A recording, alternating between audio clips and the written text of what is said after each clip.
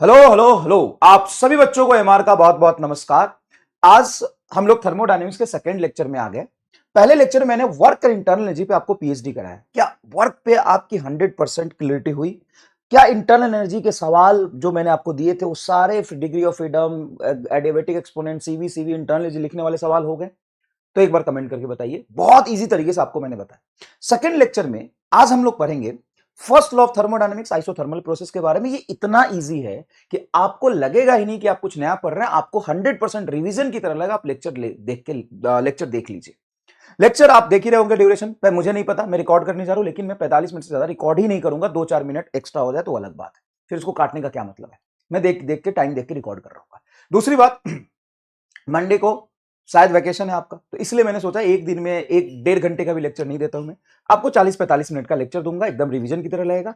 कुछ चीजें जो एमआर स्कैम या बहुत थोड़ी सी समझने में कठिनाई आ सकती है, थोड़ा एनालिटिकल रीजन, टफ चीजों की तरफ हम लाइव नहीं जाएंगे, अभी नहीं जाएंगे। अभी वही पढ़ाऊंगा जो तुम्हें लगेगा कि एकदम लाइव की तरह पढ़ रहा, 100% समझ आ गया, कोई डाउट ही नहीं है, पूरा रिवीजन की तरह लग रहा है। वैसी चीज मैं अभी तुम्हें कराऊंगा, ठीक है? 100% तू पहले लेक्चर देख, तुम्हारा पूरा खून में उतर जाएगा। और आसान है ये सेक्शन, बहुत आसानी से मैं तुम्हें चीजें समझाऊंगा। नीट, जेई और एडवांस पे भी डायरेक्टली इसी से सवाल आते हैं, वो भी मैं तुमको बाद में करके दिखा दूंगा, लेकिन अभी पहले कंसेप्ट समझाऊंगा, ठीक है? चल, तो शुरू करते हैं। आज हम लोग पढ़ेंगे first law of thermodynamics, isothermal और आइसोबारिक आइसोकोरिक प्रोसेस, थोड़ा सा इंट्रोडक्शन देंगे। चलिए शुरू करते हैं। अगर मैं तुम्हें 100 रुपए का नोट दूं, ये 100 रुपए का, वनली रेस 100 रुपीज वनली, ठीक है? 100 रुपए का नोट देता हूं, बताओ क्या करेंगे आप इसमें धनराशि का? जल्दी बताइए, कमेंट करके तुरंत से बताइए। अभी स्क्रीन रोको और बताओ क्या करोगे। बताओ, 100 रुपए अगर मैं तुम्हें आज के आज अभी दे दिया मैंने, तेरे मुंह पे फेंक के मारा, ले 100 रुपए, बताओ क्या करोगे? सभी लोग बताएंगे क्या करेंगे आप इतने 100 धनराशि का। जल्दी फटाफट सभी लोग कमेंट करके बताइए, तुरंत से तुरंत। कुछ बता रहे हो ना? बता दिया? अब इधर आओ। तूने ये तो पूछा ही नहीं सर, दिया क्यों है? सर कुछ दे रहे हो तो कुछ कारण होगा। हाँ, तुम पे थोड़ी डिपेंड करता है कि तुम क्या कर लोगे 100 रुपए लेके। वो तो मेरे पे डिपेंड करता है कि जब मैं तुम्हें 100 रुपए दे रहा हूं तो क्या बोल के दे रहा हूं। अगर मैंने तुम्हें 100 रुपए दिए और कल बोला कि कल वापस यही 100 का जो नोट है ना, कर्रा नोट, मुझे वापस चाहिए, एक भी पैसा खर्च कर दिया ना तो ऊपर से नीचे तक रौंद दूंगा। बता तेरे मन में क्या है? सर हम लेवे नहीं करेंगे ऐसा पैसा। हाँ गुरुजी, हम ही नहीं लेवे नहीं करेंगे, वो तो बात की बात है, लेकिन मैं दूंगा, जबरदस्ती दूंगा, तेरे मुंह में ठूस दूंगा, तेरे पॉकेट में डाल दूंगा और बोलूंगा कल के कल मुझे वापस चाहिए। सर ये क्या तरीका है? यही होता है जो तुम वो पढ़ते हो, प्रोसेस पढ़ते हो, तो प्रोसेस का मतलब क्या होता है? प्रोसेस का बेसिक यही मतलब है। पहले ये समझो, मैंने तुम्हें दिया पैसा और बोला कि सारा का सारा मुझे कल वापस चाहिए। इसका मतलब ये कि मैंने तुम्हें पैसा दिया, तुम उसको खर्च नहीं कर सकते हो। इंस्ट्रक्शन दे दिया, हाँ सर, तो जो भी पैसा मैंने दिया पूरा का पूरा तुमको स्टोर करके रखना पड़ेगा, पूरा का पूरा। हाँ सर समझ आ गया, खर्च नहीं कर सकते, एज इट इज हमें स्टोर करके रखना पड़ेगा, कल वापस मांगोगे तो दे देंगे, पहली बात। दूसरी बात, मैंने तुम्हें पैसे दिए और बोला जा जी ले अपनी जिंदगी, जा खर्च कर दे साला, और बोला बचना नहीं चाहिए, जिंदगी जी ले, पूरा खर्च कर दे, तो जाके तुम खर्च करोगे। कहां खर्च करोगे तुम पे डिपेंड करता है। अच्छा, मैंने तुम्हें पैसा दिया, बोला कि कुछ खर्च करना कुछ रख लेना, अब कितना खर्च करोगे तुम पे डिपेंड करता है। तो पहली बात ये समझना, एग्जैक्ट थर्मोडायनेमिक्स यही होता है। सर क्या? हम गैस को हीट देते हैं। सर ठीक है, देते हैं। अब हीट देते हैं मतलब जैसे मैंने तुमको पैसा दिया, अब पैसा देने के बाद तुम्हारे पास दो ऑप्शन है, या तो खर्च करोगे या बचाओगे। अब ये खर्च करोगे बचाओगे दो बातों पे डिपेंड करता है, मैंने क्या बोल के दिया और तुम्हारा नेचर कैसा है, ये दोनों बातों पे डिपेंड करता है। अब देखना, मैंने हीट दिया, अभी हीट लेके गैस दो चीज कर सकता है, पूरा का पूरा स्टोर कर लेगा अपनी इंटरनल एनर्जी में टेम्परेचर बढ़ा के। इंटरनल एनर्जी टेम्परेचर का फंक्शन है, टेम्परेचर बढ़ेगा तो इंटरनल एनर्जी बढ़ेगी। या वो खर्च कर सकता है अपने एक्सपेंशन में वॉल्यूम बढ़ा के, मतलब वर्क डन करके। यही तो दो काम कर सकता है। तुम क्या कर सकते हो? सर या तो हम स्टोर करेंगे, सेव करके रखेंगे, या खर्च कर देंगे, खर्च कर देंगे। तो यही तो है, जो मैंने तुमको पैसा दिया मतलब गैस को हीट दिया, गैस को हीट दिया, वो दो काम कर सकता है, या तो अपनी इंटरनल एनर्जी में स्टोर करके रखेगा या खर्च कर देगा। अब आप इसमें डिफरेंट डिफरेंट प्रोसेस पढ़ते हो। हीट दिया और टेम्परेचर कांस्टेंट है, टेम्परेचर कांस्टेंट है मतलब इंटरनल एनर्जी कांस्टेंट है, इंटरनल एनर्जी कांस्टेंट तो ड्यू क्या हो जाएगा, जीरो, मतलब खर्च नहीं कर सकता है, खर्च नहीं कर सकता तो ये जीरो, मतलब सॉरी, टेम्परेचर कांस्टेंट है तो इंटरनल एनर्जी कांस्टेंट मतलब इंटरनल एनर्जी कांस्टेंट है, मतलब इंटरनल एनर्जी में चेंज नहीं होगा, तो चेंज इन इंटरनल एनर्जी तुम्हारा हो जाएगा जीरो, मतलब जो पैसा दिया सारा खर्च कर देगा। तो आइसोथर्मल प्रोसेस का यही तो मतलब है कि हम गैस को हीट देते हैं, ये बोल के देते हैं कि जा सब खर्च कर दे, स्टोर करके मत रखना। अरे भाई साहब, अब आइसोकोरिक प्रोसेस में हम गैस को हीट देते हैं, बोल रहे हैं कि तू खर्च मत करना, सारा स्टोर करके रखना। आइसोकोरिक प्रोसेस में वर्क डन जीरो होता है। आइसोबारिक प्रोसेस में हम उसको फ्रीडम देते हैं, कुछ खर्च करो कुछ स्टोर करो। तो तुमको समझ आया कि एक्चुअल में फर्स्ट लॉ ऑफ थर्मोडायनेमिक्स को कैसे मैंने रिलेट करके समझाया और प्रोसेस का क्या मतलब है। फील आ गया तो कमेंट बॉक्स में एक चीज तो डाल दो, सब मजा आ गया, चीजें रिलेट हुई। तो ये है तुम्हारा फर्स्ट लॉ ऑफ थर्मोडायनामिक्स। और इस first law of thermodynamics energy पर बेस्ड होता है। हम डी क्यू हीट जो देते हैं या लेते हैं, डी क्यू डिपेंड करता है कि तुमने दिया है कि लिया है, उसके हिसाब से साइन अभी बताऊंगा। D you change internal energy and D W work done. क्या इतनी बात समझ में आई? हाँ। अब चलो यहां पे समझो कि अगर मान लो गैस को मैंने हीट दिया ही नहीं, तो डी क्यू हो जाएगा zero. No heat given, no heat given और टेकन आउट फ्रॉम गैस। हमने गैस को हीट दिया ही नहीं, जैसे मैंने तुमको कोई पैसे ही नहीं दिए, तो तुम्हारे वर्थ में जो चेंज हुआ एक्सटर्नल फैक्टर की वजह से, पैसे दिए ही नहीं, तो जितना तुम्हारे पास होगा वो होगा। खैर, तो मैंने कुछ हीट दिया ही नहीं, अंदर में कुछ न हीट दिया न लिया। डीक्यू अगर तुम्हारा पॉजिटिव है, इसका मतलब है heat given to the system, given to system gas, given to the gas, और heat added to the gas, heat added to gas. ये दो तरीके से लैंग्वेज लिखा हो। और डीक्यू अगर तुम्हारा कहीं निगेटिव है, इसका मतलब है हीट टेकन आउट। जैसे मैं तुम्हें पैसा दे सकता हूं तो ले भी तो सकता हूं, heat taken out from gas, मतलब गैस से हमने हीट निकाल लिया। तो हीट जब गैस से तुम कुछ निकालोगे तो उस तरह के हीट को हम निगेटिव बोलते हैं, डीक्यू निगेटिव लिया जाएगा। अब देखो कोई भी फॉर्मूला जब मैं फर्स्ट लॉ ऑफ थर्मोडायनेमिक्स लिख रहा हूं, यहां लिख लेना बेस्ड ऑन एनर्जी, तो इसमें डीक्यू तीन तरह का हो सकता है, या तो डीक्यू जीरो होगा, डीक्यू पॉजिटिव होगा, डीक्यू निगेटिव होगा। उसका मतलब समझ में आया? हाँ सर, डीक्यू पॉजिटिव का मतलब हीट हमने दिया है, डीक्यू निगेटिव का मतलब हीट निकाला है, और डीक्यू जीरो का मतलब ना तो हीट दिया है ना हीट निकाला है। सर समझ में आ गया। अब मान लो कि एक्सपेंशन हो रहा है, तो यह वॉल्यूम कांस्टेंट है। तो अगर आपका वॉल्यूम कांस्टेंट है, वॉल्यूम चेंज ही नहीं हो रहा है, वॉल्यूम कांस्टेंट है, इसका मतलब डी डब्ल्यू तुम्हारा जीरो होगा, वॉल्यूम कांस्टेंट है तो। हाँ सर, अगर मान लो वॉल्यूम इंक्रीज कर रहा है, बोला है कि वॉल्यूम इंक्रीज किया है, वॉल्यूम एक्सपैंड कर रहा है, एक्सपेंशन है, मतलब वॉल्यूम बढ़ रहा है, पहले सुखड़ी था अब फैल गया, मतलब डी डब्ल्यू तुम्हारा क्या जाएगा? पॉजिटिव। और ये है positive work done by gas, work done by gas. Clear है क्या? हाँ। अगर वॉल्यूम कंप्रेस हो रहा है, घट रहा है, कंप्रेशन मतलब वॉल्यूम तुम्हारा क्या हो रहा है? घट रहा है, तो वर्क डन क्या आ जाएगा? नेगेटिव। तो इसमें तीन टर्म है और तीनों के तीन तीन पॉसिबिलिटी है। डीक्यू जीरो मतलब ना तो हीट दिया ना लिया, डीक्यू पॉजिटिव मतलब heat given to the gas और added to the gas, d Q negative मतलब हीट निकाल दिया। अगर बोले 40 कैलोरी हीट या 40 जूल हीट मैंने गैस से निकाल लिया, तो फॉर्मूले में डीक्यू को आप निगेटिव लिखें, heat taken out from gas, taken out from gas. दिया है तो पॉजिटिव, लिया है तो नेगेटिव। अच्छा, कंप्रेशन हो तो वर्क नेगेटिव, एक्सपेंशन हो तो पॉजिटिव। ये बातें तुमको इजी लग रही है कि नहीं यार? सर बहुत इजी। अब देखो इंटरनल एनर्जी की बात करते हैं।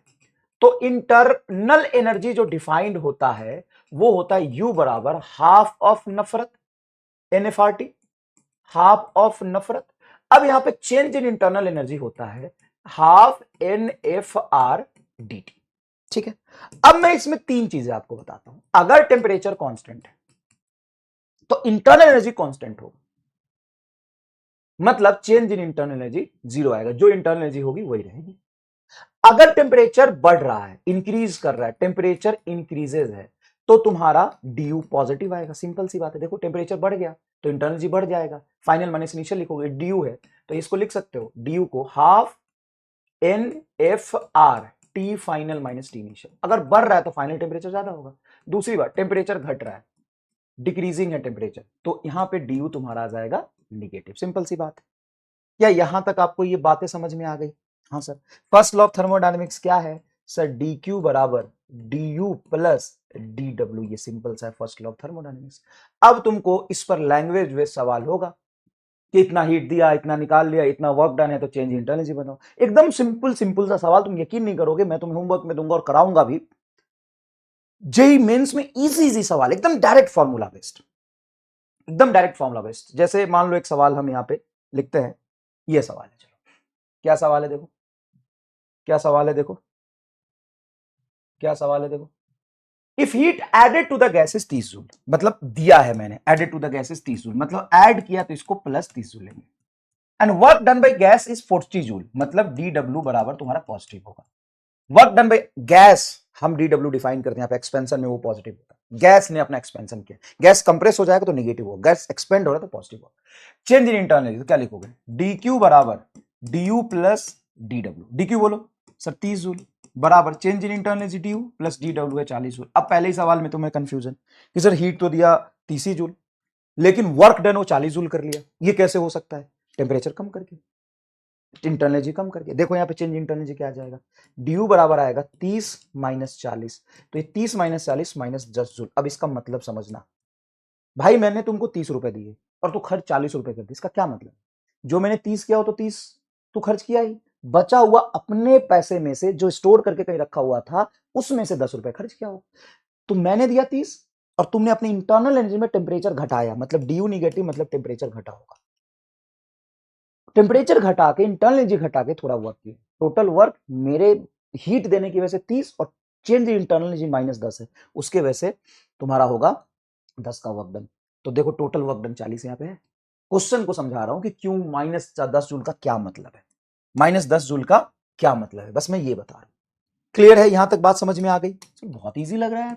अब देख, मान ले बेटा ये P और V का ग्राफ, मान ले कोई पॉइंट यहां पर प्रेशर, वॉल्यूम है V0, प्रेशर है P0, तो यहां पे टेम्परेचर कितना हो सकता है, तो आइडियल गैस इक्वेशन से तो ये लिख सकता है PV is equal to NRT, ये P0 V0 और ये NRT। तो मान ले कि NR को नीचे लिखूं, P0 V0 बटा NR इज इक्वल टू, यहां पे टेम्परेचर को हम मान सकते हैं T0, PV is equal to NRT। तो यहां पे अगर मान लो वॉल्यूम है V0 और प्रेशर है P0, ये गिवन है, तो P0 V0 बटा NR को हम T0 ले बोल सकते हैं, सर बोल दीजिए। अब मान लो गैस सीधा यहां से कहीं इस पॉइंट पे गया ऐसे, तो क्या वॉल्यूम बढ़ा है, देखो ऐसे गया है, ऐसे ये पाथ है, मान लो वॉल्यूम बढ़ के हो गया है 2V0 और प्रेशर बढ़ के हो गया है 2P0, volume 2V0 pressure 2P0, मान लो इस पॉइंट पे बी पे, और ये पॉइंट है, क्लियर है। तो ए पर हमने आइडियल गैस इक्वेशन लिखा P0 V0 पर NRT, P0 V0 बटा NR को हमने T0 बोल दिया, ठीक है। तो बोल सकते हो कि अगर मुझे V0 पता है, P0 पता है, तो आइडियल गैस इक्वेशन से P0 V0 पर NRT, तो T0 हो जाएगा P0 V0 बटा NR। अब बी पर गैस आइडियल गैस इक्वेशन लगाऊंगा, तो मैं क्या लिखूंगा, 2P0, प्रेशर 2P0 है यहाँ पे, वॉल्यूम 2V0 बराबर NR, टेम्परेचर एट बी, यही लिखोगे NRT, PV बराबर NRT। अब आइडियल गैस इक्वेशन तो हमेशा वैलिड है, चाहे कोई सी प्रोसेस के लिए लिखो। अब यह आ जाएगा 4P0 V0 बटा NR that is equal to TB। अगर P0 V0 बटा NR ए पॉइंट पे, ए के टेम्परेचर को ये मैंने लिखा है, तो क्या यहां पे 4 गुना टेम्परेचर, 4 गुना T0 बोल सकते हैं, P0 V0 बटा NR, P0 बटा V0 बटा NR को T0 बोलो, 4T0 बराबर T। तो क्या यहां का टेम्परेचर 4T0 होगा, अच्छा 4T0 होगा। अगर मैं यहां पे इंटरनल एनर्जी लिखूं, तो इंटरनल एनर्जी होगा ए पॉइंट पर half NFR temperature at A, half of number, and B पर क्या हो जाएगा सर, बी पर हो जाएगा half NRF temperature of B, temperature of B हो जाएगा हाफ NRF, टीबी को क्या लिखेंगे 4 टाइम्स ऑफ T0, ये बी की टेम्परेचर है, ठीक है। तो बी पर इंटरनल एनर्जी है, ये क्या है बी पर इंटरनल एनर्जी। अब अगर मैं बोलूं change in internal energy from A to B, तो देखो इंटरनल एनर्जी बड़ा सिंपल सा है, फाइनल इंटरनल एनर्जी बी पर माइनस इंटरनल एनर्जी ए पर, फाइनल इंटरनल एनर्जी बी पर बोलो क्या, हाफ NFR 4T0, देखो half NFR 4T0 minus half NFR TA, half NFR TA, TA को T0 बोलोगे, तो यहां से हाफ NFR T0 कॉमन निकल जाएगा, 4 बचेगा, हाफ NFR T0 कॉमन निकल जाएगा, 1 बचेगा, तो ये क्या आ जाएगा हाफ NFR T0 इंटू 3, ये तुम्हारा DU आया है फ्रॉम ए टू बी, ए से बी तक जाने में चेंजिंग इंटरनल एनर्जी। कि ये बात तुमको समझ में आ गया। अगर मैं बोलूं कि यहां से यहां तक वर्क डन कुछ लेट से W1 हुआ, इसका एरिया, ए से बी तक जाने में पीवी ग्राफ का एरिया वर्क डन होगा। मान लो उसको हम निकाल सकते हैं, वैसे हम मान लेते हैं कि कुछ W0 वर्क आया है, मान लिया ए से बी का टोटल वर्क डन। अब यहां पे एक चीज समझिएगा कि अगर मैं इसी पॉइंट से इस पॉइंट तक इस रास्ते से जाता हूं ऐसे, ये पाथ 1 है, हमने सारा डिस्कशन इस पाथ 1 के लिए किया है, पाथ 1 के लिए किया है, सारा डिस्कशन पाथ 1 के लिए किया है, for path 1, for path 1, for path 1, for path 1। अब मैं दूसरे रास्ते से उसी इनिशियल पॉइंट ए से फाइनल पॉइंट बी तक जाता हूं, तो बी पाथ में क्या चेंज हो जाएगा? पहले जैसा था उससे, और क्या सेम रहेगा? तो for path B B path के लिए क्या change in internal energy? Same ही रहेगा, चाहे आप किसी भी रास्ते से जाओ, half N F R T not into 3 रहेगा, सेम एज पाथ है, सेम एज पाथ है, क्योंकि change in internal energy state function है, वो रास्ते पर डिपेंड नहीं करता। आप यहां से इस रास्ते पर गए तो आप तो यहां का टेम्परेचर निकाल लिए, यहां का टेम्परेचर निकाल लिए, और यहां का टेम्परेचर से आपने पोटेंशियल इंटरनल एनर्जी लिख लिया, उसमें चेंज निकाल लिया। आप इस रास्ते से गए कि इस रास्ते से गए, इस बात से कोई फर्क नहीं पड़ता। अगर आप तीसरा रास्ता भी लोगे, ये तुम्हारा पाथ 2 हो गया और ये तुम्हारा पाथ 3 हो गया, तो तू किसी भी रास्ते से जा, इनिशियली ए पर है तो ए पर pressure P naught, volume we not, उसके वजह से टेम्परेचर टी आएगा। तुम यहां पर गए, pressure 2 P naught, volume 2 V naught, temperature कुछ वहां का निकाल लोगे। तो चाहे किसी रास्ते से जाओ, ए और बी का जो initial and final volume defined कर रहा है वो तो तीनों पास के लिए सेम है। तीनों रास्ते का इनिशियल पॉइंट सर ये है ए, तीनों रास्ते का फाइनल पॉइंट सर ये है बी, तीनों रास्ते का इनिशियल पॉइंट, तीनों रास्ते का फाइनल पॉइंट आइडेंटिकल है, तीनों का इनिशियल पॉइंट है, तीनों का फाइनल पॉइंट है, तो तीनों का इनिशियल टेम्परेचर सेम, तीनों का फाइनल टेम्परेचर सेम, तो तीनों का initial internal same, final internal same, तीनों पाथ में चेंज सेम आएगा। बट वर्क तुम्हारा क्या होगा? डिफरेंट होगा। Work different for all three, work different for all three, yes और नो? तो सही बात कह रहे हो, वर्क तीनों में अलग होगा। एरिया सबसे ज्यादा कौन कवर करेगा? Area under the curve, area under the curve work को बताता है। वॉल्यूम एक्स के साथ सबसे ज्यादा एरिया कौन बनाएगा? पाथ 2, तो पाथ 2 का वर्क डन सबसे ज्यादा, पाथ 1 का उससे कम, पाथ 3 का सबसे कम। But d U same for all, same for all. Sir यहां पे टेम्परेचर कैसे लिखा नहीं समझ में, आइडियल कैसे क्वेश्चन से? यहां पे हमें ये दिया हुआ है और ये क्वेश्चन में ही दिया हुआ है, ठीक है, ये क्वेश्चन में ही दिया हुआ था, इसलिए हमने ए और बी पर टेम्परेचर लिख लिया। देखो यहां पे पीवी का product P naught V naught है, यहां पे 2 पी नॉट और 2 वी नॉट, मतलब 4 गुना पीवी का प्रोडक्ट है तो टेम्परेचर 4 गुना हुआ होगा, सिंपल सी बात सर। ओके, अब यहां पे सवाल समझना, सिंपल यहां पे एक सवाल समझना। ये रास्ता है ए से बी का पहला और ये दूसरा रास्ता, इसको एक्स और वाई बोल देते हैं, ये पाथ एक्स, ये पाथ वाई। बताओ ड्यू पाथ एक्स में और पाथ वाई में सेम होगा? भाई एन नंबर ऑफ क्वेश्चन पूछे गए हैं नीट में इस पर। और पाथ जेड भी ऐसे बना लेता हूं मैं, ऐसे, ये पाथ जेड पर भी सेम होगा क्योंकि एक्स वाई जेड तीनों पाथ के इनिशियल पॉइंट है, फाइनल पॉइंट भी सेम। लेकिन अगर आप वर्क डन पूछेंगे तो वाई पाथ का सबसे ज्यादा, वर्क डन एक्स पाथ का उससे कम, एंड वर्क डन सबसे कम आएगा आपका जेड पाथ का।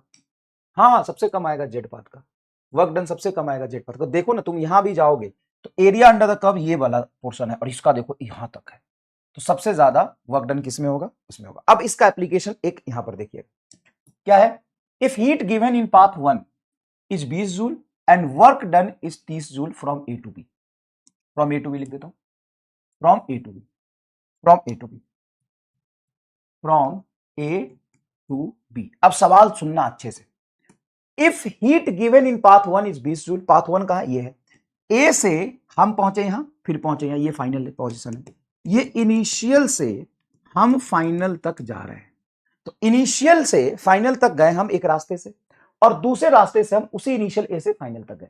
सवाल कह रहा है if heat given in path 1 is 20 joule and work done is 30 joule from A to B, then find work done in second path if heat given in second path is 40 joule. Sir heat path function है, state function, वो तो आपने बताया नहीं बताया, तो sir इस कैसे करेंगे? अब देखो ध्यान से एक बात बताओ, first law of thermodynamics dq बराबर du प्लस dw होता है।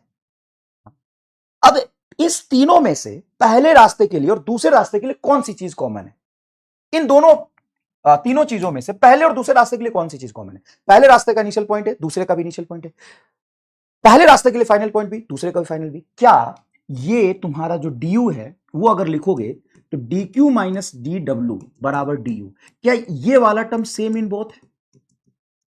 Change in internal energy same in both path है। हाँ, इसका एप्लीकेशन से भाई नीट मेंस एडवांस में भरे पड़े हैं सवाल।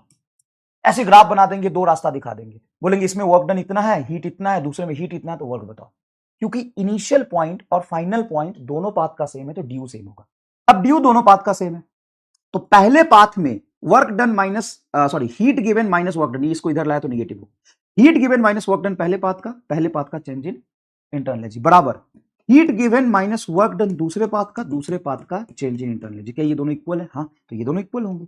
तो D Q minus D W पहले पाथ का बराबर D Q minus D W दूसरे पाथ का। हीट बताओ क्या है? Heat given in path is 20, given है तो गिवन 20 जूल लेंगे, वर्क माइनस है इस फॉर्मूले में, वर्क डन इज 30 जूल, तो 30 joule work done by gas is equal to if find work done in second path if heat given in second path is 40 joule, ये DQ है 40 joule minus D W हम निकाल लेंगे बस। 20 में से minus 30 जाएगा, माइनस 10 बराबर 40 minus D W two, minus D W two इधर ले आओ तो D W is equal to, ये माइनस इधर आ गया तो प्लस, माइनस 10 उधर जाएगा तो 40 प्लस 10 बराबर 50 जूल आंसर। यही कंसेप्ट है कि ए से बी तक आप गए, यहां पर जो टेम्परेचर है ए पर वो इस पाथ के इनिशियल पॉइंट इस पाथ के इनिशियल पॉइंट पे सेम है, यहां पे जो टेम्परेचर आएगा बी पे दोनों पाथ के लिए सेम है। और यहां पे कोई स्केलिंग नहीं करते हैं, दो पाथ दिखा देते, दोनों का इनिशियल फाइनल पॉइंट सेम है तो दोनों का change in internal energy same हो जाएगा, बस खत्म। इसमें बहुत सारे क्वेश्चन प्रैक्टिस हम आपको कराएंगे, ठीक है? लेकिन ये कंसेप्ट समझ में आया भाई, एन नंबर ऑफ सवाल इसी पर बेस्ड होते हैं डायरेक्ट। क्लियर? हाँ सर ये आसान है। आओ हम समझते हैं यहां पर आइसोथर्मल प्रोसेस के बारे में। आइसोथर्मल प्रोसेस जैसे आपके जेहन में आता है, आप समझ लेते हैं कि सर ये बॉयल्स लॉ है। बॉयल्स लॉ है। बॉयल्स लॉ और आइसोथर्मल प्रोसेस एक ही चीज को बताता है, वो कहता है कि टेम्परेचर हमारा कांस्टेंट होगा। अब टेम्परेचर किसी भी गैस का कांस्टेंट रखना बहुत आसान काम नहीं होता है। हीट दे सकते हैं कि नहीं? सर हाँ हीट दे सकते हो, तो हीट देंगे तो वो टेम्परेचर बढ़ जाएगा। बताओ टेम्परेचर कांस्टेंट मतलब डी टी बराबर क्या हो जाएगा? 0। टेम्परेचर कांस्टेंट मतलब चेंज इन टेम्परेचर। अगर तुम हीट दिए किसी भी गैस को, क्योंकि टेम्परेचर कांस्टेंट है, हीट कांस्टेंट तो नहीं है, हीट दे सकते हैं, हाँ हीट दे सकते हैं, हीट देंगे तो फटफट टेम्परेचर बढ़ा लेगा। सर लेकिन आइसोथर्मल प्रोसेस में तो हम हीट देते हैं सर जी, तो कैसे टेम्परेचर कांस्टेंट रख सकते हैं? स्लो प्रोसेस होता है। हम क्या करते हैं कि उसको हीट देते जाते हैं और गैस को समय देते हैं अपना वर्क कर ले, ताकि वो कोई भी गिवन हीट स्टोर ना करे एनर्जी में, इंटरनल एनर्जी में, और टेम्परेचर ना बढ़े। अगर तुम फास्ट दे दोगे ना हीट, तो गैस अलबला जाएगा, उसका कुछ ना कुछ टेम्परेचर बढ़ जाएगा। तो सबसे पहली बात जो सबसे इंपॉर्टेंट होती है कि ये तुम्हारा स्लो प्रोसेस होता है, फास्ट नहीं हो सकता। फास्ट होगा तो फिर बहुत जल्दी जल्दी हीट दोगे तो गैस अलबला जाएगा यार तुरंत से। मैं मान ले कि तुम्हें तुरंत से 5 लाख रुपए दे दूं, भाई तू बोलेगा मैं क्या क्या करूं, तुरंत से गड़बड़ा जाएगा। मैं धीरे धीरे करूं तुमको दूं, तू धीरे धीरे सेव करता जाए, सेव करता जाए, सेव करता जाए, तो हो सकता है। जैसे सॉरी ना उल्टा बोल दिया, सॉरी, सुनना कि मैं तुम्हें अचानक से मान लो 5 लाख रुपए दे दिया, बोला खर्च कर दे। अब तू कैसे इतनी जल्दी खर्च करेगा 5 लाख, बता? अब तू जाएगा कहीं, मान ले तू कुछ सामान खरीदा, एकदम सोने जवाहरात में चला गया, तो 3 लाख का सोना खरीदा, तो फिर भी 2 लाख तेरे पास बच गए, तो तू अभी बचे हुए हैं, तू कहीं और खर्च करेगा, थोड़ी देर बाद खर्च करेगा, लेकिन थोड़ी देर के लिए तो तेरा सेव हो गया ना। तू सोच, अगर मैंने तुम्हें तुरंत से 5 लाख रुपए दे दिए, 10 लाख रुपए दे दिए, 20 लाख रुपए दे दिए, मैं तुम्हें 50 लाख रुपए दे दिए, कैसे खर्च करेगा तुरंत? और ऐसा भी नहीं है कि मैंने 5 लाख दिए तो 6 लाख खर्च कर देगा, 6 लाख भी नहीं कर सकता। तो तुरंत उसी पैसे को तुरंत कैसे खर्च करेगा? थोड़ा टाइम लगेगा कि नहीं लगेगा? हाँ, तब तक तो पैसा तेरे पास स्टोर हो गया, और तेरे पास पैसा स्टोर हो गया मतलब एनर्जी स्टोर हो गई तेरे पास। उसी तरीके से मान ले कोई गैस है, मैंने उसको हीट दिया, और हीट देते ही तुरंत वर्क थोड़ी ना कर लेगा, थोड़ा तो समय लगेगा ना एक्सपेंड करने में।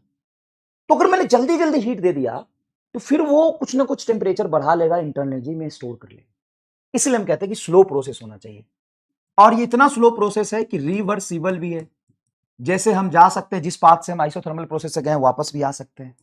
हाँ सर ये रिवर्सिबल होता है, स्लो प्रोसेस होता है। चलो अब मुझे एक बात बताओ, सबसे पहले इसमें मैं बात करूंगा फर्स्ट लॉ ऑफ थर्मोडायनेमिक्स का। चाहे कोई भी प्रोसेस हो, फर्स्ट लॉ ऑफ थर्मोडायनेमिक्स में क्या कंडीशन आएगी? फर्स्ट लॉ ऑफ थर्मो में क्या होगा? तो डी क्यू बराबर D you plus D W. अब मैंने बोला टेम्परेचर चेंज नहीं होना चाहिए, टेम्परेचर चेंज नहीं होना चाहिए मतलब इंटरनल चेंज नहीं होना चाहिए, तो डी क्या हो जाएगा तुम्हारा 0, मतलब जो हीट दिया है सबका वर्क करना पड़ेगा। बताया, समझ में आया कि नहीं आया? मतलब स्टोर करके नहीं रखना। दूसरा, आइडियल गैस इक्वेशन में क्या फर्क आएगा? तो गैस इक्वेशन कहता है कि PV is equal to N R T, यही कहता है। हाँ, अब एन है नंबर ऑफ मोल, आर है गैस कांस्टेंट, टी है टेम्परेचर। अब भाई साहब एनआर तो पहले भी एक पर्टिकुलर गैस के लिए कांस्टेंट था, कंटेनर अगर नंबर ऑफ मोल चेंज नहीं कर रहे तो टेम्परेचर और चेंज कांस्टेंट बोल दिया मैंने, तो कह सकते हैं फॉर अ गिवन गैस, ऐसा नहीं कि किसी भी गैस के लिए अगर नंबर ऑफ मोल चेंज कर दोगे तो नहीं, पीवी बराबर for a given gas N R T तुम्हारा पूरा कांस्टेंट हो जाएगा फॉर गिवन गैस, क्योंकि टेम्परेचर तूने आइसोथर्मल प्रोसेस से बॉयल्स लॉ से कांस्टेंट कर दिया। तो गिवन गैस के कंटेनर के लिए पीवी बराबर कांस्टेंट मतलब पीवी कांस्टेंट, तो P inversely proportional to volume आ जाएगा। अगर मैंने गैस का नंबर ऑफ मोल कांस्टेंट कर दिया, टेम्परेचर कांस्टेंट कर दिया, तो P is inversely proportional to क्या हो जाएगा? वी हो जाएगा। मतलब जैसे जैसे आप एक्सपैंड करेंगे, वर्क डन करेंगे, तो इसका प्रेशर क्या होगा? घटेगा। Pressure is inversely proportional to volume की देखो सिंपल है, पीवी और एनआरटी। तो पीवी और एनआरटी गिवन गैस के लिए नंबर ऑफ मोल कांस्टेंट और टेम्परेचर आइसोथर्मल बॉयल्स को लॉ से कांस्टेंट कर दिया, तो पीवी बराबर कांस्टेंट आ जाएगा। हाँ, यहां से ये भी लिख सकते हैं P1 V1 बराबर पूरा कांस्टेंट है, तो दूसरे स्टेट पर जाओगे टेम्परेचर सेम रहेगा, गैस सेम रहेगा, तो पीवी का प्रोडक्ट कांस्टेंट रहेगा, मतलब P2 V2 लिख सकते हैं। बताओ समझ में आया? हाँ। तीसरा इसमें बात करेंगे वर्क डन के बारे में। तो वर्क डन इसमें कितना होगा? सर प्रेशर चेंज हो रहा है। हाँ, प्रेशर चेंज है, तो वर्क डन प्रेशर चेंज होगा, तो यहां पे वर्क में ड्राइव करके अभी लाऊंगा, ये होता है क्या आता है यार, ये N R T by V, तो एनआर टी बाहर निकल जाएगा, temperature constant log V2 by V1 on the base e, इसी को लिख सकते हैं आप 2.303 N R T log on V2 by V1 on the base 10, इसी को आप लिख सकते हैं DW बराबर 2.303 NRT log P1 by P2 on the base 10। ये नहीं आया सर समझ में? तुरंत आएगा, देख इधर। तूने क्या बोला कि P1 V1 बराबर P2 V2? हाँ सर जी। अब V1 को उधर भेज दे, P2 को यहाँ ला, तो क्या P1 बाई P2 बराबर ये चला जाएगा V2 बाई V1? अरे pressure inversely proportional to volume है ना, तो P1 के नीचे V1 और P2 के ऊपर V2, देखो तो P1 बाई P2 क्या होगा? V2 by V1। अब यहाँ पे तू क्या लिख रहा है? V2 बाई V1, तो इसी के अंदर V2 बाई V1 के रेशियो को V2 बाई V1 को रेशियो को P1 बाई P2 लिख सकते हैं। सर ये तो बहुत आसान है, तो देखो ये वर्क आ गया। सर ये वर्क आता कैसे, एक बार बता दोगे? हाँ बिल्कुल, ड्राइव करूंगा अभी मैं, लेकिन ये इतना वर्क होता है एनआरटी लॉग, मैं ड्राइव करके हो सकता है कुछ गलत लिखा हो तो मैं ठीक कर दूंगा। N R T log V2 by V1 on the base e है, तो सिंपल एनआरटी होता है, और ऑन द बेस 10 लिखोगे तो 2.303 से कन्वर्जन फैक्टर हो जाता है। अब नेक्स्ट इसका ग्राफ अगर कोई सा भी मैं बनाऊं, तो मैं यही कहूंगा ना कि टेम्परेचर कांस्टेंट रखना है, तो अगर मैं ग्राफ बनाता हूं पीटी का, तो इसमें टेम्परेचर कांस्टेंट ऐसा होगा, यही तो आइसोथर्मल प्रोसेस को बताएगा। ए से बी तक ऊपर जाओ या बी से ए तक जाओ, बताओ यहाँ पे टेम्परेचर ये है, यहाँ पे टेम्परेचर ये टेम्परेचर, तो पीटी ग्राफ आइसोथर्मल का ये बनेगा। अच्छा, टीवी ग्राफ कैसा बनेगा? तो सबसे पहले देखो कि हम ग्राफ किस प्रोसेस के लिए बना रहे हैं, आइसोथर्मल। तो आइसोथर्मल में टेम्परेचर कांस्टेंट रखना है, तो आइसोथर्मल ग्राफ में ये बनेगा, देखो यहाँ पे टेम्परेचर है, तो ये एक्सिस तुम्हारा कांस्टेंट होना चाहिए, देखो टेम्परेचर कांस्टेंट है। पीवी कैसा बनेगा अभी देखेंगे, सबसे पहले मैं तुम्हारे लिए वर्क को डिराइव करूंगा। चलो, तो वर्क फॉर आइसोथर्मल DW बराबर P इंटू डीवी होगा। आइडियल गैस इक्वेशन से पीवी बराबर एनआरटी में हम P को क्या लिख सकते हैं?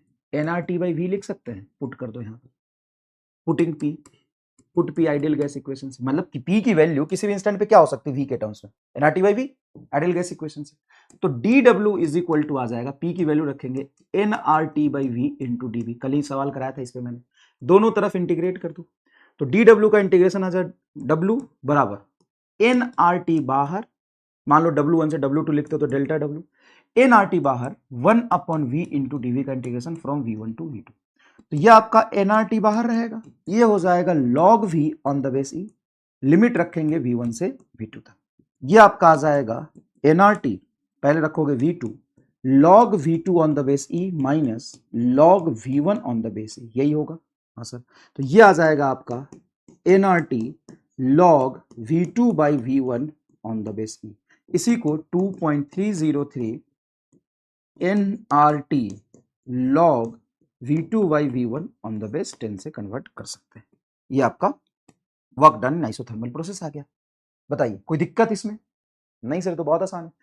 कल ही इस पर पूरा मैंने डेरिवेशन आपको करा के बताया था, सिखाया था, चीजें विजुअलाइज कराई थी, ठीक है। तो ग्राफ फॉर आइसोथर्मल अगर आप देखते हैं, ग्राफ फॉर आइसोथर्मल, अब मिक्स ग्राफ भी आगे कराऊंगा मैं, लेकिन पहले बेसिक बेसिक सब तुम्हें बताया कि टफ चीज नहीं पढ़ाऊंगा मैं, आसान आसान कराऊंगा। देख, आसान आसान कराऊंगा। सबसे पहले देखिए जो मैंने मैप बनाया है, ये $1,000,000 स्लाइड तुमको नहीं लग रहा है? कितने अच्छे तरीके से मैंने सारे रिलेट कर दिए कि आप देख पा रहे हो, मतलब देख पा रहे आइसोथर्मल प्रोसेस कितने अच्छे तरीके से आपने सारा अरेंज कर दिया। ठीक है, देखो अगर मैं यहाँ पे ग्राफ बनाऊं VT का तो कैसा बनेगा सर? ऐसा बनेगा, टेम्परेचर कांस्टेंट रखना है, ए से बी जाओ, बी से ए जाओ, टेम्परेचर कांस्टेंट रखना है। अगर मैं ऐसा ग्राफ बनाऊं तो सबसे पहले देखोगे कि टेम्परेचर कांस्टेंट है, मतलब आइसोथर्मल है। अच्छा, टीपी कैसा होगा सर? टीपी ऐसा होगा, टेम्परेचर कांस्टेंट है। ऐसा बनाओ, ऐसा बनाओ, टेम्परेचर कांस्टेंट है। देखो ना, वाई एक्सिस पे टेम्परेचर वाई कोऑर्डिनेट फिक्स है, यहाँ पे एक्स एक्सिस पे टेम्परेचर एक्स कोऑर्डिनेट फिक्स है। अब हम बनाते हैं indicator graph, PV graph, P versus V graph for isothermal process. तो आइसोथर्मल के लिए हम लिखते हैं पीवी बराबर एनआरटी, जहां पे P is inversely proportional to V होगा, क्योंकि एनआरटी पूरा का पूरा तुम्हारा क्या है? कांस्टेंट। हाँ सर कांस्टेंट। अच्छा कांस्टेंट है क्या वो भी देखो, तो पी बराबर एनआरटी बाई वी, ये पूरा तुम्हारा क्या है? कांस्टेंट। तो जैसे जैसे वॉल्यूम बढ़ाओगे प्रेशर क्या होगा? घटेगा। ऐसा बनेगा रेक्टेंगुलर हाइपरबोलिक। अब इस रेक्टेंगुलर हाइपरबोलिक में मैं बोलूं यहां पर प्रेशर कितना है? अबे टी है, टेम्परेचर कांस्टेंट रखना है ना। यहाँ पे टेम्परेचर कितना है? टी है। मान लिया T1 है, ये T2 है, ये T3 है, ये T4 है। तो आइसोथर्मल में ही तो टेम्परेचर कांस्टेंट होता है, तो ये पूरा टर्म कांस्टेंट हो गया, तो P is inversely proportional to P। जैसे जैसे V बढ़ेगा वैसे वैसे P घटेगा, जैसे जैसे V बढ़ेगा वैसे वैसे P घटेगा। तो तुम ऐसा एरो बनाते हो तो इसको कहते हैं आइसोथर्मल कर्व। और इस आइसोथर्मल कर्व में, थर्मल कर्व में, ये रेक्टेंगुलर हाइपरबोलिक का मतलब है कि वॉल्यूम बढ़ रहा है तो प्रेशर घट रहा है। रेक्टेंगुलर हाइपरबोलिक मतलब इस रिलेशन को फॉलो कर रहा है, जहां पे ये तुम्हारा टर्म कांस्टेंट है, मतलब T1 बराबर T2 बराबर T3 बराबर T4 होगा। हर पॉइंट पे टेम्परेचर सेम। अब मैंने दो आइसोथर्मल कर्व मान लो बना लिए। एक तो मैंने ये आइसोथर्मल कर्व बनाया, एक तो मैंने ये भी रेक्टेंगुलर हाइपरबोलिक बनाया। अब बताओ, अगर मैंने ये पीवी ग्राफ बनाया है, ये मैंने बनाया T1 टेम्परेचर पे, ये T2 टेम्परेचर, तो इस ग्राफ का क्या मतलब? सर इस ग्राफ का मतलब है कि गैस, किसी ए गैस में हमने उसको T1 टेम्परेचर पे रखा है, और ये प्रेशर और वॉल्यूम का ग्राफ है T1 टेम्परेचर, मतलब एक गैस का ये आइसोथर्मल कर्व है। मान लो गैस ए है ये, और ये गैस का टेम्परेचर तुम्हारा फिक्स है T1, और जैसे जैसे वॉल्यूम बढ़ रहा है प्रेशर घट रहा है। ये गैस ए के लिए, और ये किसी दूसरे गैस के लिए T2 टेम्परेचर पे। अब मान लो यहां पे प्रेशर तुम्हारा कुछ ये है, जैसे हम आगे बढ़ रहे हैं तो वॉल्यूम बढ़ रहा है, प्रेशर घट रहा है, टेम्परेचर T2 कांस्टेंट है। या इसी गैस को, किसी एक ही गैस को अलग अलग टेम्परेचर बनाए, मतलब एक कोई गैस है T1 टेम्परेचर पे, और हम उस पे प्रेशर और वॉल्यूम का रिलेशन देख रहे हैं, तो ऐसा आ रहा है टेम्परेचर हर जगह कांस्टेंट है T1। तो ये आइसोथर्मल कर्व हो गया T1 टेम्परेचर पे। मान लो उसी गैस का टेम्परेचर बढ़ा दिया, तो जब बढ़ा रहे हो तब आइसोथर्मल नहीं है। मान लो किसी टेम्परेचर T2 पे ले गए, और फिर उस T2 को फिक्स करके प्रेशर और वॉल्यूम का रिलेशन देख रहे हैं। अच्छा सर ऐसा है, मतलब यहां पे हर जगह टेम्परेचर क्या होगा? T1। यहां पे हर जगह टेम्परेचर क्या होगा? T2। अब अगर मैं आपसे पूछूं, बताओ T1 ज्यादा कि T2 ज्यादा? मान लो एक ही गैस की दो अलग अलग टेम्परेचर पे हमने आइसोथर्मल कप बनाया, यहां पे हर जगह टेम्परेचर T1, यहां पे हर जगह टेम्परेचर T2। अब बताओ प्रेशर किसका, टेम्परेचर किसका ज्यादा है? तो सिंपल सा रिलेशन ऐसा देखोगे कि मान लो हम यहां पे कोई भी वॉल्यूम V डैश लेते हैं, इस वॉल्यूम V डैश पे यहां पे प्रेशर P डैश है मान लो, ठीक है, और इसी वॉल्यूम V डैश को अगर ऊपर एक्सटेंड करोगे, मतलब इस पॉइंट का वॉल्यूम कोऑर्डिनेट क्या होगा? इतना ही होगा। इसका प्रेशर कोऑर्डिनेट क्या तुम्हारा ज्यादा है कुछ? हाँ सर ज्यादा है। तो अगर मैं इस पॉइंट पे टेम्परेचर निकालू तो कैसे निकाल सकता हूं? आइडियल गैस इक्वेशन से, P डैश V डैश बराबर NR T डैश, यही बोलूंगा, या NR T1 हो जाएगा ये। भाई पीवी बराबर एनआरटी, मान लो इस पॉइंट पर मैंने कोऑर्डिनेट मान लिया वॉल्यूम का V1 और प्रेशर का P1, तो क्या लिखोगे? P1 V1 बराबर NR T1, ये टेम्परेचर T1 आ गया। अब इसके लिए अगर लिखो तो यहां पर देखो क्या इसका भी वॉल्यूम V1 है, तो इसके लिए लिखोगे तो pressure P double dash volume V1 बराबर NR T2। अब मुझे बताओ, सेमी गैस के लिए नंबर ऑफ मोल और वो कांस्टेंट रखो, गैस कांस्टेंट, तो क्या ये P1 V1 में वॉल्यूम तो V1 है, प्रेशर P डैश है, ठीक है, इसमें वॉल्यूम V1 है और प्रेशर P डबल एस है, क्या इसका प्रोडक्ट ज्यादा होगा? हाँ। अगर तुम ध्यान से देखो या इसको डिवाइड भी कर लो तो एनआर एनआर तो दोनों कॉमन है। इसमें जो T1 आएगा पी डैश वी डैश के प्रोडक्ट के बराबर आएगा। इसमें पी डबल डैश है, ये प्रेशर ज्यादा है, तो क्या T2 ज्यादा टेम्परेचर पे होगा? हाँ। तो ये मैंने ग्राफ जब पढ़ाया था तो भी मैंने ये रिलेशन आपको कराया था, मुझे याद है कि रेक्टेंगुलर हाइपरबोला में कि जितना ज्यादा ऊपर बढ़ता जाता है, जैसे मैंने बोला रेक्टेंगुलर हाइपरबोलिक ग्राफ होते हैं वाई एक्स बराबर कांस्टेंट। इसमें मान लो ये रेक्टेंगुलर हाइपरबोला बना Y inversely proportional to X, Y X बराबर कांस्टेंट, ये भी वाई एक्स बराबर कांस्टेंट, ये भी वाई एक्स बराबर कांस्टेंट। ग्राफ जितना ऊपर उठता जाएगा कांस्टेंट की वैल्यू उतनी ज्यादा रही होगी। तो यहां पर पीवी बराबर एनआरटी में P inversely proportional to V, P inversely P और V variable inversely proportional to V, ये एनआरटी कांस्टेंट है। अब मान लो ये कोई T1 टेम्परेचर पे बना है, ये T2 बना है, ये T3 बना है, तो जैसे जैसे टेम्परेचर आइसोथर्मल कर्व का बढ़ाते जाओगे, सर आइसोथर्मल कर्व का टेम्परेचर कैसे बढ़ा? अरे किसी एक टेम्परेचर पे आइसोथर्मल कर्व बना है, ये किसी दूसरे टेम्परेचर पे हर जगह टेम्परेचर बना है, ये तीसरे टेम्परेचर बनाओगे, तो जैसे जैसे आइसोथर्मल कर्व ऊपर बढ़ता जाएगा टेम्परेचर बढ़ता जाता है। समझ में आया ये? हाँ सर ये तो बढ़िया कंसेप्ट लगा सर। यस, मान लो कि ये मैंने बनाया T1 पे, ये बनाया T2 पे, ये T3 पे, तो पीवी का प्रोडक्ट बढ़ता जा रहा है ना, तो यहां पे तुम्हारा T3 ज्यादा होगा, T2 ज्यादा होगा और T1 ज्यादा। क्या ये बात समझ में आ गई? यस। अब मान लीजिए कि मैंने किसी एक गैस का T1 पे ये ग्राफ बनाया, T2 पे ये ग्राफ बनाया, ये आइसोथर्मल कर्व है, आइसोथर्मल कर्व, और ये भी आइसोथर्मल कर्व है। अब मुझे बताइए कौन सा टेम्परेचर ज्यादा, T1 ज्यादा है या T2 ज्यादा? दोनों आइसोथर्मल कर्व को रिप्रेजेंट कर रहे हैं, कौन सा टेम्परेचर ज्यादा है, T1 की T2? बताइए, सोच के बताइए गुरु, T1 ज्यादा है कि T2 ज्यादा है? तो देखो graph is wrong, graph is wrong, ये दोनों आइसोथर्मल कर्व हो ही नहीं सकते।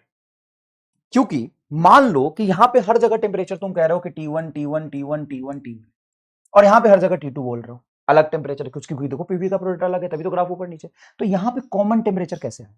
ये हो ही नहीं सकता है। Two isothermal curve never cut each other, two isothermal curve never cut each other, cut each other.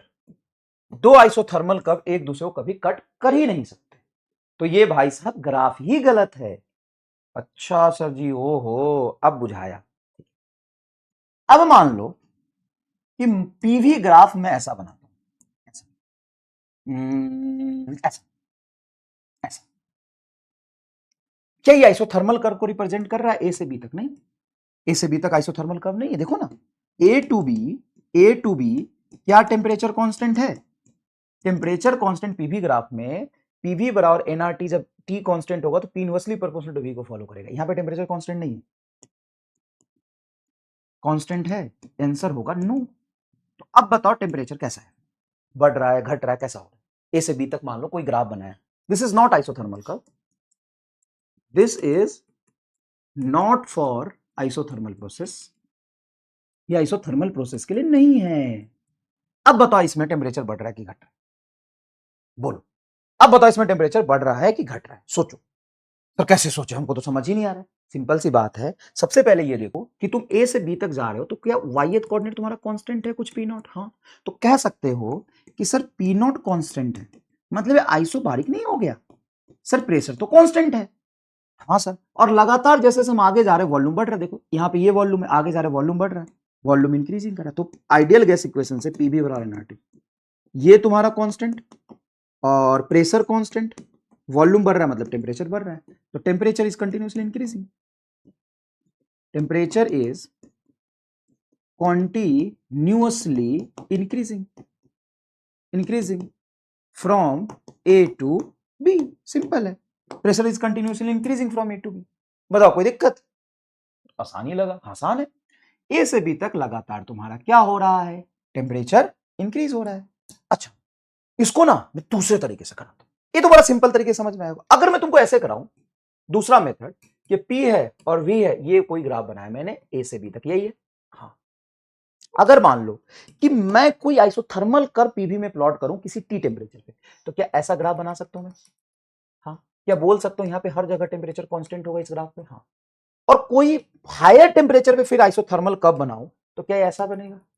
हाँ सर ऐसा बनेगा। ये हायर टेम्परेचर पे T2, मतलब यहाँ पे हर जगह टेम्परेचर T2, और हायर टेम्परेचर पे बनाऊं तो T3, और हायर टेम्परेचर पे बनाऊं T4, और हायर टेम्परेचर पे बनाऊं T5, क्या तुम कह सकते हो कि T5 is greater than T4 is greater than T3 is greater than T2 is greater than T1?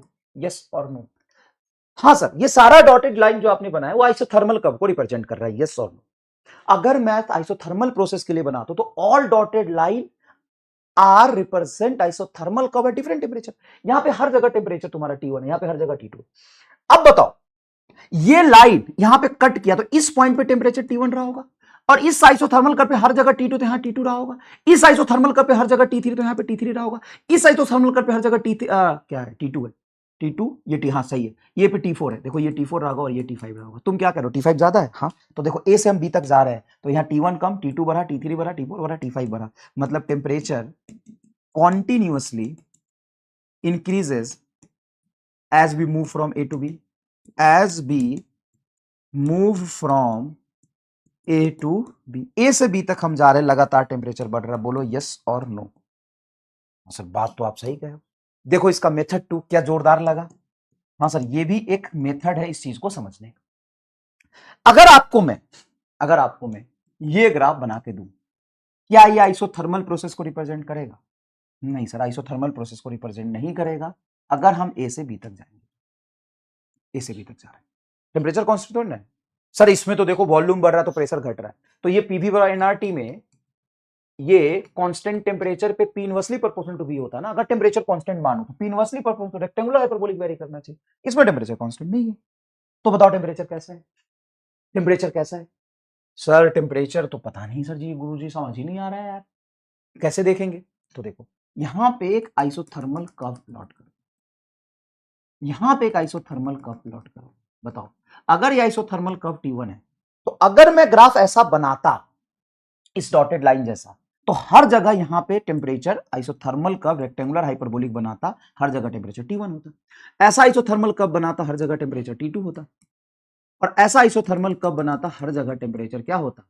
एक ऐसा आइसोथर्मल कर्व है, ऐसा अच्छे से बना, थोड़ा लिटा के ये T3 होता। अब यहां पर ध्यान से देखो, बताओ कि अगर ये T1 टेम्परेचर पे है तो यहां पर टेम्परेचर कितना था सर? T1। तो क्या यहां पे टेम्परेचर T1 है तो ए ग्राफ को, इस ए बी लाइन को, सॉलिड लाइन को कट करा तो यहां पे टेम्परेचर T1 बोल सकता हूं, हर जगह T1 T1 T1 है तो यहां भी T1 होगा। अगर ये आइसोथर्मल कर्व इसको दो जगह कट किया, यहां पे और यहां पे, तो क्या इसको मैं टेम्परेचर T2 बोलूंगा तो ये भी T2 होगा, और यहां पे कट किया T3 पे, बोल सकता हूं क्या? हाँ सर बोल सकते हो। अब बताओ आइसोथर्मल कर्व जितना ऊपर जाता टेम्परेचर बढ़ता है? हाँ सर बढ़ता है। तो बताओ क्या पहले ही सॉलिड एंड पे टेम्परेचर T1 था? हाँ। फिर T1 से T2 बढ़ा? हाँ सर। फिर T2 से T3 बढ़ा? हाँ सर बढ़ा। फिर T3 से T2 हो गया घटा, फिर T2 से T1 हो गया घटा। मतलब as B move from A to B, as B move from A to B, temperature first increases, then temperature decreases, then temperature decreases, फिर टेम्परेचर घटने लगेगा, मैक्सिमा को अटेंड करेगा और फिर घटने लगेगा। बताओ फील आया? और मैक्सिमम कहां पे होगा? इस ग्राफ का एग्जैक्टली ज्योमेट्रिक मिड पे। जैसे जैसे आप आगे बढ़ते जाएंगे टेम्परेचर क्या होता जाएगा? घटता जाएगा। सॉरी, अच्छा T1 पे है, T1 से ये T2 पे बढ़ा, ये यहां बढ़ा, बढ़ता गया, यहां मैक्सिमम होगा, फिर घटने लगेगा।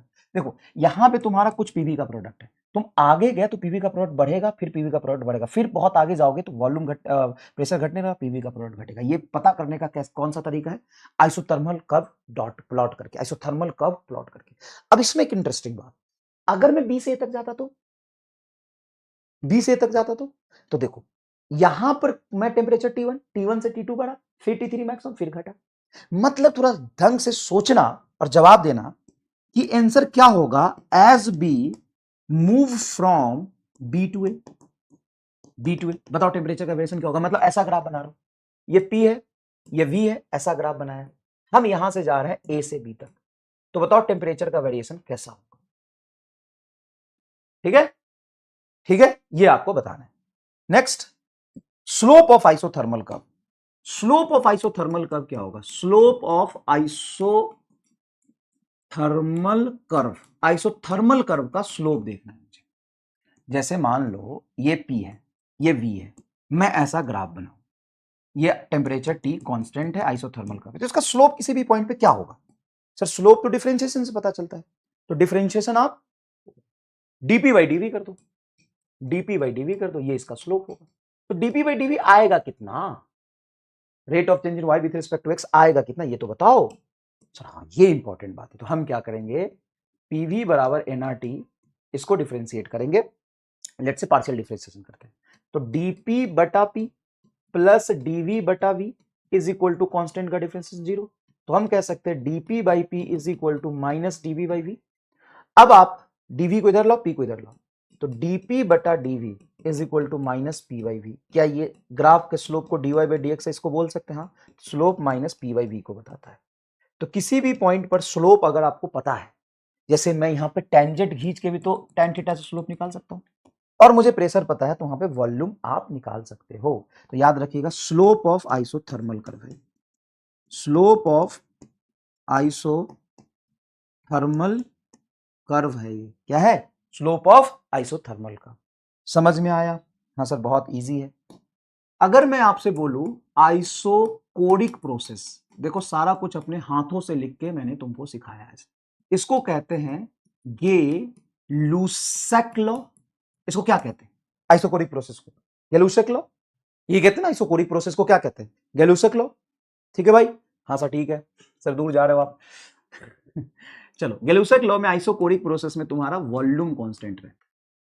क्लियर है क्या? हाँ सर, वॉल्यूम कांस्टेंट रहेगा इसमें। तो dw क्या हो जाएगा sir, zero, work done zero, work done zero. तो फर्स्ट लॉ ऑफ थर्मोडायनेमिक्स क्या कहता है, फर्स्ट लॉ ऑफ थर्मोडायनेमिक्स कहता है कि dq बराबर du प्लस dw। अगर वॉल्यूम कांस्टेंट तो वर्क डन जीरो, मतलब जितना हीट दूंगा वो सारा का सारा स्टोर होगा। तो आइसोकोरिक प्रोसेस अगर तुमको बोला तो तुरंत से समझ लो कि उसमें वर्क डन जीरो होना है। वर्क डन जीरो होना है तो first law of thermodynamics work done zero, तो जो हीट दूंगा वो सारा स्टोर होगा। जैसे ही बोलेगा समझ लो। गेलुजिक लॉ कहता है PV is equal to NRT, तो आप कह सकते हो P by T is equal to NR by V, और वॉल्यूम तुम्हारा क्या है, कांस्टेंट। तो पी बाई टी को आप क्या बोलेंगे, कांस्टेंट बोलेंगे। ठीक है, कांस्टेंट की वैल्यू क्या है, एनआर बाई वी।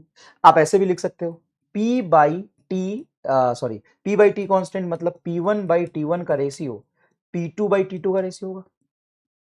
आप यहां से ये भी बोल सकते हो कि सर देखो, हम क्या करते हैं, वी को नीचे ले जाते हैं, तो पी बराबर N R by V into T. अगर पी और टी का ग्राफ बनाओगे तो ये टर्म तो तुम्हारा प्योर कांस्टेंट हो गया। ठीक है, तो y is equal to M X plus C से, ये तुम्हारा y एक्सिस पे मान लो प्रेशर रखते हैं, और एन आर बाई वी आपका स्लोप हो जाएगा, एक्स एक्सिस पे टेम्परेचर रखते हैं, और इंटरसेप्ट क्या है, जीरो। यही इक्वेशन मैंने यहां लिखा है, देखो ना। देखो पीवी बराबर एनआरटी, यहाँ पे वी को नीचे लिख दोगे आप, टी को इधर ले जाओगे तो एनआर बाई वी कॉन्स्टेंट है, तो पी बाई टी का रेशियो कॉन्स्टेंट होगा, मतलब P one by T one बराबर P two by T two. इतना समझ में आता है? हाँ सर, इतना समझ में आता है। आइडियल गैस इक्वेशन में यहीं पे मैं वी को नीचे ले जाऊं तो पी बराबर NR by V into T, NR by V into T. इसी को मैं अगर स्ट्रेट लाइन की इक्वेशन से कंपेयर करूं, वाई बराबर एम एक्स प्लस सी, तो वाई एक्सिस पे मान लो मैंने प्रेशर रखा और एक्स एक्सिस पे टेम्परेचर रखा, तो ये जो ग्राफ बनाएंगे, तो वाई एक्सिस पे हमने रख दिया आपका प्रेशर, एक्स एक्सिस पे हमने रख दिया टेम्परेचर। अब इसका जो ग्राफ बनेगा, क्या उसका इंटरसेप्ट जीरो होगा? हाँ सर, इंटरसेप्ट जीरो, और एग्जैक्टली ये कट नहीं करेगा क्योंकि टेम्परेचर एब्सोल्यूट जीरो नहीं हो सकता है, तो हम डॉटेड लाइन बनाते हैं। हम बताते हैं कि ये ओरिजिन से कट करना चाहिए, क्योंकि यहां पर इस इक्वेशन से हम ग्राफ बनाएंगे, ये टर्म आपका कांस्टेंट है, स्ट्रेट लाइन का इक्वेशन हो गया, P is proportional to T है, मतलब सीधा सीधा है कि ये मिड से क्रॉस करता हुआ जाएगा, इंटरसेप्ट जीरो होगा। अगर इंटरसेप्ट जीरो नहीं है, मतलब यहां पे कुछ ऐड हो रहा है, वहां पे आप वॉल्यूम कांस्टेंट नहीं ले सकते। तो वॉल्यूम कांस्टेंट तभी होगा जब ये ओरिजिन से कट करता हो जाएगा। इसका स्लोप एनआर बाई वी को बताएगा। इसका स्लोप किसको बताएगा, एनआर बाई वी को बताएगा। देखो इसका स्लोप क्या है, इसी ग्राफ का स्लोप तो एनआर बाई वी है। अगर मान लो दो आइसोकोरिक कर्व मैं बनाता हूं, एक ये बनाया मैंने और एक मैंने ये बनाया, एक ये नहीं बन सकता, एक ये बनाया, एक मिनट रुक जाओ, ये बनाया मैंने एक, ये बनाया किसी V1 वॉल्यूम पे, और ये आइसोकोरिक कर्व बनाया मैंने किसी V2 वॉल्यूम पे। अब बताओ कि दोनों ओरिजिन से कट कर रहा है, दोनों पे हर जगह वॉल्यूम कांस्टेंट बोल सकते हैं। देखो P is directly proportional T, इसमें भी देखो, इसमें टेम्परेचर बढ़ रहा है, आगे जाने पे प्रेशर भी बढ़ रहा है, इसमें भी टेम्परेचर बढ़ रहा है, प्रेशर बढ़ रहा है। अब बताओ कौन सा वॉल्यूम ज्यादा हो? तो देखो सिंपल सी बात है, P T के इक्वेशन में ये जो स्लोप है वो एनआर बाई वी से पता चल रहा है, और slope inversely proportional to volume है, मतलब इसका स्लोप कम है, इसका स्लोप ज्यादा है। तो जिसका स्लोप तुम्हारा कम है, जिसका स्लोप कम है, slope inversely proportional to volume है, वो वॉल्यूम ज्यादा होगा, V1 ज्यादा होगा V2 से। अलग अलग वॉल्यूम पे आइसोकोरिक कर्व हमने बनाया, अलग अलग वॉल्यूम पे आइसोकोरिक कर्व हमने बनाया। ठीक है, इसको देखने का एक और तरीका है, सर क्या? अगर मैं यहां पे टेम्परेचर T0 फिक्स कर दूं, तो इसी टेम्परेचर पे इसका प्रेशर आ रहा है कुछ P1, और इसी टेम्परेचर पे डॉट ऊपर जाऊंगा तो इसका प्रेशर आ रहा है कुछ P2। तो आप ये भी कह सकते हो कि PV बराबर nRT। अब इस पॉइंट पे टेम्परेचर T0 और इसका भी टेम्परेचर T0, तो T0 टेम्परेचर पर ही हम दोनों को देखते हैं। तो टेम्परेचर मैंने फिक्स कर दिया, मैंने एक हाइपोथेटिकल लाइन बनाया है ऐसा, ये टेम्परेचर के फिक्स करके ऐसा वर्टिकल लाइन बनाया, यहां पे टेम्परेचर T0, यहां भी टेम्परेचर T0, भाई ऐसा डॉटेड लाइन बनाऊंगा तो यही होगा। अब इस टेम्परेचर पे यहां पे प्रेशर कम है, यहां पे प्रेशर ज्यादा है, देखो तो प्रेशर इस पॉइंट पे ज्यादा है, ये तो तुम्हारा कांस्टेंट हो गया पूरा। अब जिस पर प्रेशर ज्यादा उस पर वॉल्यूम कम होगा, देखो यहाँ प्रेशर ज्यादा है तो V2 कम होगा, देखो V2 कम। ऐसे भी आप समझ सकते हो, ये भी एक तरीका होता है, ये भी एक क्या होता है, तरीका होता है। और यहां पे अगर आप कोई ग्राफ ऐसा बनाओ, VP या TV या PV, कोई भी, या PV तो उधर बन गया, VT, कोई भी ऐसा बना, अगर ये आइसोकोरिक प्रोसेस के लिए बना रहा तो कैसा ग्राफ बन सकता है? ऐसा देखो, यहाँ पे वॉल्यूम कांस्टेंट है, यहाँ पे V इधर है तो ऐसा, यहाँ पे V इधर है तो ऐसा, देखो कि ये तीनों ही आइसोकोरिक प्रोसेस को रिप्रेजेंट कर रहा है। कैसे देखोगे? तो जो वॉल्यूम एक्सिस है उसकी वैल्यू फिक्स होनी चाहिए। ठीक है भाई, चलो थैंक यू सो मच, इतना ही पढ़ाऊंगा, दो ही प्रोसेस। मजा आ गया, चीजें जो पढ़ाई डेप्थ में भी ले जाके मैंने ग्राफ का स्लोप भी बताया, सब कुछ आपको बहुत डिटेल में बताया। ठीक है, अब हम इस पे अच्छे सवाल और करेंगे नेक्स्ट लेक्चर में। ठीक है, थैंक यू सो मच। कुछ क्वेश्चन यहाँ पे होमवर्क के लिए अटैच कर रहा हूं, first law of thermodynamics, isothermal process पे जरूर कर लीजिएगा। धन्यवाद। ठीक है, फील आ गया तो कमेंट बॉक्स में जरूर बताइए, मिलते हैं कल। Thank you so much.